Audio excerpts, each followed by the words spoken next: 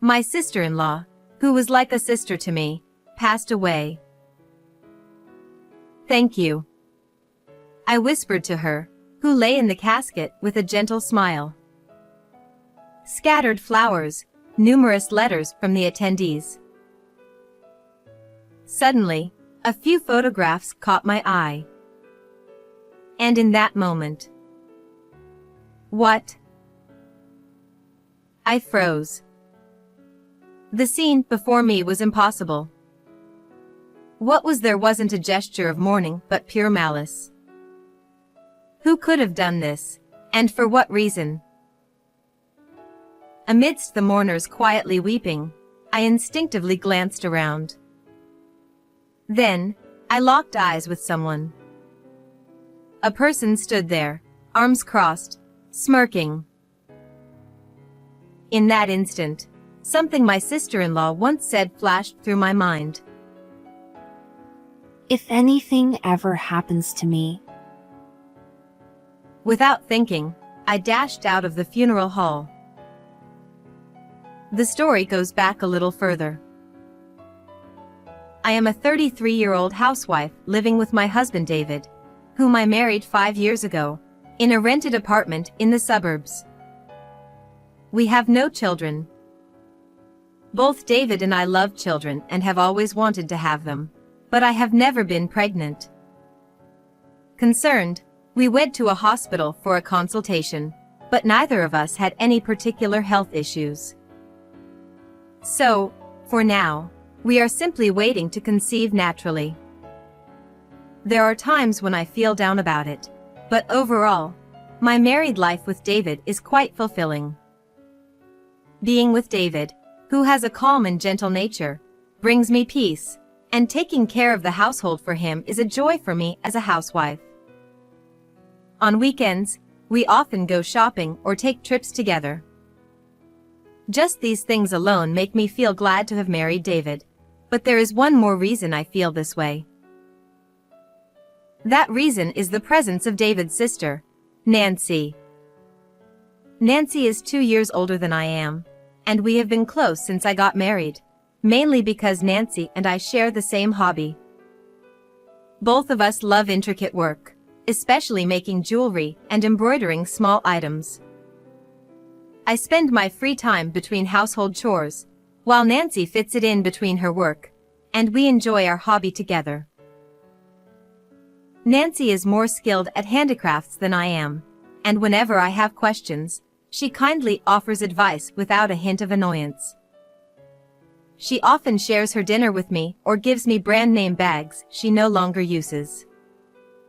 She really takes good care of me. Nancy is also actively involved in volunteer work and often finds time to help others. I think of Nancy as if she were my own sister and truly admire her. Nancy, it's been a while. I brought the parts for the accessories we were going to make today. Thank you, Kathy. I'm sorry for asking you to bring them. Nancy replied apologetically as she welcomed me into her living room. I ran out of time to go buy them myself because I had to go to the hospital. Nancy has a chronic illness. Although we wouldn't notice it in her daily life, it's thanks to her regular checkups and medication. Don't worry about it, I replied, spreading the parts out on the table. The accessory we were going to make today would be particularly special for Nancy. It was something she would wear at her own wedding. A tiara adorned with pearls and beads. She had shown me the design sketch, and it was already stunning. I couldn't wait to see the real thing. Nancy currently has a fiancé, and their wedding is about 6 months away. I had been introduced to him before. He is quite handsome and also an elite graduate from a prestigious university.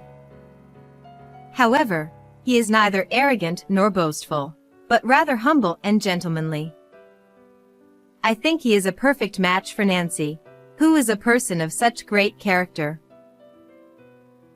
As we were excitedly working together, the doorbell rang, signaling a visitor. Nancy immediately got up from her seat, Just a moment. glancing at the intercom monitor. But then she let out a displeased, Oh no. and reluctantly headed toward the entrance. I continued with the work, assuming it was probably a salesman. A short while later, I heard the footsteps of several people walking noisily down the hallway. The living room door opened, and there stood my father-in-law. Oh, Kathy, isn't it? It's been quite a while. For a daughter-in-law, you sure don't show your face often. Must be nice to have such a carefree life. He sneered as soon as he saw me, frowning. Hey, Dad, what are you doing here? Don't tell me you're here to ask for money again. I'm not lending you anything anymore. And of course, neither is David. It seemed he had let himself in without permission. Nancy interjected sharply as she hurried back into the living room, clearly having followed him in. Since our marriage, David and I had only met my in-laws a few times, despite them living nearby. In reality, we were practically estranged from them. The reason was that they were greedy and extravagant, constantly pestering their children for money. That's cold, coming from family. Aren't you marrying some high-flying elite from a big corporation? Then lending me a little money wouldn't hurt, would it? Oh, I know. Hey, Kathy. He continued, his voice suddenly turning syrupy sweet. You'll lend me some money, won't you? I don't know when I'll be able to pay it back, but it's okay, right? After all, you're the daughter-in-law, so you should be filial. Well, that's... I stammered, caught off guard by his request directed at me. Before I could say anything more, Nancy stepped in. Stop it! Don't drag Kathy into this mess. Now, please, just leave already. She said firmly, grabbing her father's shoulder and forcibly pushing him back towards the entrance. The front door slammed shut with a loud bang, and Nancy immediately returned. I'm sorry for having such a troublesome parent. She apologized, looking sad and bowing her head.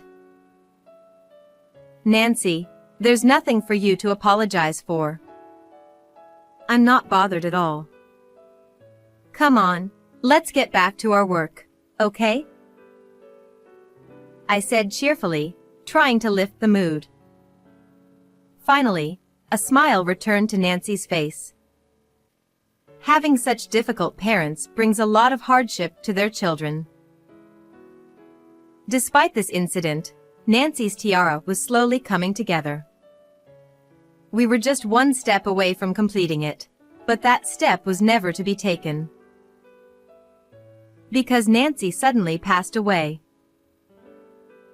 It was just 1 month before the wedding.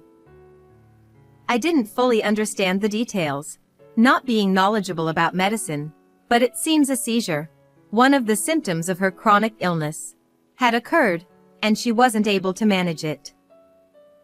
Normally, when she had a seizure, she could calm it down by taking her medication, but that time, it seemed she didn't have the medication she always carried with her. When I heard of Nancy's death, I couldn't quite feel sadness. It was all so sudden that I couldn't fully grasp the situation. Slowly, however, the reality began to sink in, and I found myself overwhelmed with grief, unable to hold back my tears. But I couldn't just remain sad. We had to prepare for the funeral. David, being her younger brother, was set to be the chief mourner. Ordinarily, it would be the spouse or the parents who would take on this role, But Nancy had not yet registered her marriage, and her parents were completely unhelpful, only talking about the life insurance money. I couldn't help but question their sanity, considering how they could only discuss money when their own daughter had just passed away. I even found myself wondering if they had somehow wanted Nancy gone for the insurance payout. That's how appalling their behavior was. Despite some trouble, many people who had admired Nancy during her lifetime attended the funeral. Nancy had been loved by so many. Thinking of this made my heart ache, and I almost started crying again. I held back my tears, pressing my fingers to my eyes. I knew that constantly mourning would not bring Nancy peace. As I was thinking that, Kevin, Nancy's fiancé, who had red eyes from crying, approached me. Kathy, it's been a while. I never thought we would end up having a funeral instead of a wedding. He said, his voice filled with exhaustion and pain. I'm truly sorry for your loss. I know it's difficult, but please try not to let it get to you too much. At least make sure to eat and sleep properly. Kevin responded in a barely audible voice. Yes. And then collapsed into a nearby chair. Try not to let it get to you too much. I realized I wasn't one to talk. To find closure, I decided to open the coffin one last time and say a final goodbye to Nancy. I felt certain that Nancy would want me to do so. Nancy, lying in the coffin, looked as if she were simply sleeping. Nancy, thank you for everything. I whispered and was about to close the coffin when I noticed something placed next to her face. A photo? We had placed a few mementos in the coffin so Nancy could take them with her to heaven, but I didn't remember placing any photos. Curious, I discreetly picked it up. The moment I saw the photographs, I gasped in shock, letting out a small cry. Quickly, I covered my mouth. The pictures showed Kevin entering a hotel with a woman I didn't recognize. My mind raced with questions. Who put these here? Why? Were these photos even real? With these doubts swirling in my mind, I cautiously glanced at Kevin. Noticing my gaze, Kevin flashed a brief smirk.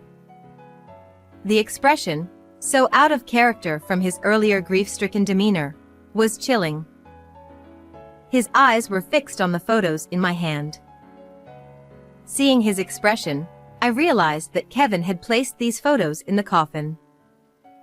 He must have intended to burn them along with Nancy's body, to destroy the evidence. Or perhaps it was to torment Nancy, or whoever found them. What is this? What are you trying to do? I demanded, moving toward Kevin, unable to contain myself. Kevin chuckled softly. You found them, huh? What can I say? It's exactly what it looks like. That woman, she claimed to have a quiet hobby like handicrafts, but she wasn't quiet at all. She even dared to defy me, an elite with a good face. Of course, I decided to go for a kind, younger, and more obedient girl. His words made my blood run cold. Well, no way. So, because of that, Nancy became a nuisance to you, and... I stammered. Kevin smiled brightly and said, I wonder why she didn't have her medication with her right when a seizure happened. At that, I couldn't help but scream. People around us turned, startled, and gathered in confusion. This man, he did something to Nancy. I pointed at Kevin, my finger trembling uncontrollably. Kevin responded with a calm expression. What are you talking about, Kathy? Are you feeling a little tired? I have my car here today. I could drive you home. He offered nonchalantly, grabbing my arm. I instinctively shook off his hand and dashed out of the funeral hall. I could hear Kevin calling after me, but I ignored him and kept running. I was scared of him, but there was another reason I ran. I remembered something Nancy had said to me before she died. If anything happens to me, check under the closet. At the time, I thought it was just a joke, but now I realized it was an urgent message from Nancy. Nancy's house wasn't far away. I grabbed my heels in my left hand to make it easier to run and dialed my phone with the other. I called the police. I couldn't let someone like him roam free. He needed to face the proper consequences. The police didn't sound particularly concerned, but they agreed to head to the funeral hall. I had to hurry too. I ran with all my might and finally reached Nancy's house. There was no need to worry about the key. I already had a spare one. I opened the front door and headed straight for the bedroom where the closet was. The closet was immediately to the right as I entered the room. I crouched down on the wooden floor, peering underneath the closet. There was something white there. I reached in and pulled it out. An envelope. I quickly opened it, and inside were extra copies of the photos I had seen earlier and a voice recorder. It was solid evidence of Kevin's affair. Clutching these items, I sprinted back toward the funeral hall. On the way, I decided to play the voice recorder to check its contents. This is. By the time I arrived at the funeral hall, the police were already there, with a police car parked in the lot. As I entered, everyone's eyes turned toward me. Kevin was speaking with the police near Nancy's casket. As I said, it's a misunderstanding. I didn't do anything. She passed away due to her illness. Maybe the call was just a prank or an attempt to harass me. There isn't any proof, after all. If you're going to make such accusations, then bring some evidence. The police, appearing to believe Kevin's words, replied, Well, we only came because there was a call. That's all. and with a reluctant smile, they seemed ready to leave. Wait. I have the evidence right here. I shouted, stepping onto a nearby chair and pressing the play button on the voice recorder I had brought. How could you cheat on me? The wedding is so soon, and you betray me like this. Shut up! It's because you're not cute enough. It's not my fault. I have proof of your affair. Should I send these photos to your company? If you end it with her now, I'll forgive you. Please, come back to me. If you do that, you know what will happen, right? You won't live to see another day. Nancy and Kevin's voices reverberated throughout the funeral hall. The rawness of the conversation left everyone stunned and utterly silent. David was the first to break the silence. You! How could you do that to my sister? This prompted the attendees to start shouting, one after another, hurling insults at Kevin. He stammered, What? It's her fault. It's not my fault. She didn't listen to me. A commotion was on the verge of breaking out when one of the police officers, who had been watching from the sidelines, blew his whistle. The sharp sound cut through the air, and the crowd settled slightly. The officer, seeing the moment, then spoke. Could you come with us to the station for further questioning? His tone had shifted from reluctant to commanding, and he now glared at Kevin with intensity. The attendees, following his lead, all turned their glares toward Kevin as well. Realizing he couldn't escape, Kevin muttered in frustration, Damn it! his shoulders slumping in defeat. Sometime later, Kevin was arrested.